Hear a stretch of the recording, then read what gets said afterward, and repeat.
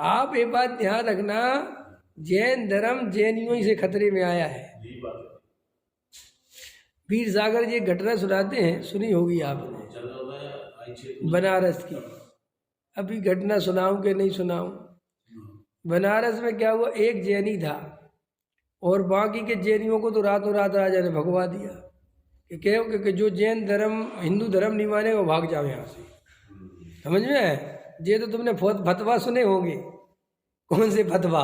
कि जो मुसलमान धर्म नहीं मानेगा है वो क्या भगो यहाँ से।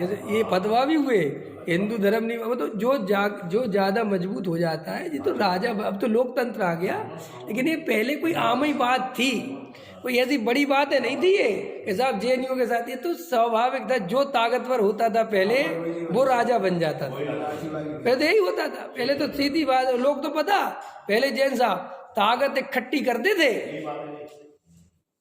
इंजीनियर साहब पहले पता क्या होता था, जैसे फला राजा है तो मैं एकांत में जंगल में अपनी सेना बना रहा हूँ, अपने हथियार बना रहा हूँ, इकट्ठे कर रहा हूँ, और फिर उस राजा पर चढ़ाई कर दी, और फिर उस राजा को तो मैं अपने नियम बनाऊंगा कि नहीं बनाऊंगा। आज भी जब प्राइम मिनिस्टर वगैरह जो सीएम बनते हैं तो आते ही साथ खबरें लिख लो, सबको हटाओ, लाओ उनकी लिस्ट लाओ। साहब ये अभी रखे गए थे 1 साल पहले, हटाओ इनको यहाँ से, सबका ट्रांसफर करो, मेरे अपने आदमी चाहिए मुझे। देखो तो वो तो अभी भी है ना।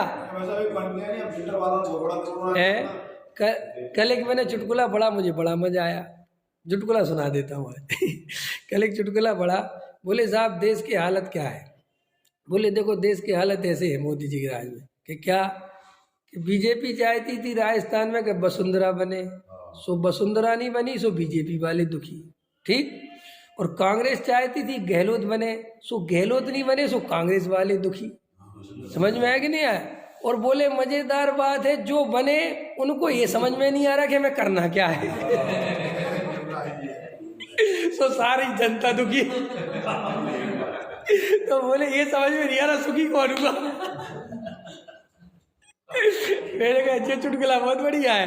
वो कह रहा ये तो बताओ जो सुखी कौन हुआ है क्यों यही हो रहा कि नहीं हो रहा, न बनाने वाले न बनने वाले। तो मैं तो ये बताया था कि बनारस में एक व्यक्ति बचा, तो बोले उसने कह दिया राजा ने कि बचने अगर हिंदू धर्म मानोगे तो बोले साहब एक जैन है वो नहीं गया बनारस छोड़ के। बोले बुला के लाओ।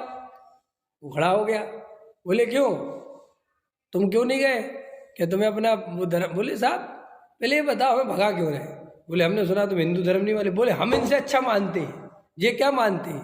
बोले कैसे? बोले देखो गंगा सबसे बड़ी माँ है अपनी, गंगा माता। बोले हम उसे इतना पवित्र मानते हैं कि हम उसमें कभी नहाते नहीं, उसमें कभी पैर नहीं रखते, हम इतना आदर देते हैं। ये लोग तो उसी में नहाते, उसी में मलमूत्र कर देते। मुझे कहते हैं कि साहब हम गंगा जी को पवित्र मानते, तो ज्यादा पवित्र कौन मानता है? बोले अरे हाँ बात तो ठीक है। और बोले ये कहते हम सूर्य को नमस्कार नहीं करते। बोले सूर्य को हम जैसा कोई नमस्कार नहीं करता। कि कैसे? कि जब सूर्य चला जाता है हम पानी छोड़ देते इससे ज्यादा क्या होगा? बोले जिसकी याद में हम पानी नहीं पीते, जब तक वो नहीं आ जाएगा हम पानी नहीं पीते। अरे भी बहुत बढ़िया। और बोले कोई बताओ सही है कि नहीं? तो राजा बड़ा प्रसन्न हुआ, हकीकत सच्ची घटना है। तो राजा ने कहा तो तुम लोगों के बारे में तो बहुत गलत धारणा। बोले आप पता नहीं किन के चक्करों में जाते हो, समझ में आया कि नहीं आया? मैं तो बिल्कुल शान से कह रहा हूँ, मुझे तो कोई दिक्कत नहीं है। हिंदू धर्म क्या मेरे से बड़ा कोई हिंदू नहीं है। राजा ने कहा रहो तुम तो रहो शांति से, और कोई दिक्कत हो तो बताना और वो रहा, और उसने पूरे जैनियों को बुला लिया। और क्या उसी की वजह से मंदिर बना हुआ है वहाँ, जो मेन घाट में बना हुआ है, उस समय का ही बना हुआ है। उसी ने राजा का बनवा इसका एक मंदिर बढ़िया क्यों? इसमें क्या दिक्कत है? मजबूत तो हो तुम्हें अंदर कुछ अंदर भाव भाषण तो हो, तुम्हारा कौन क्या बिगाड़ लेगा। हमारे पूर्वज एक से होशियार थे, अकबर के दरबार में बैठते थे। अपने जो ये थे बनारसी दास अकबर के प्रिय कवि थे, महाप्रिय। तो वैसा गिरीश में त्याग हो गए। अरे कैसे कह के गिरीश में त्याग हो गए?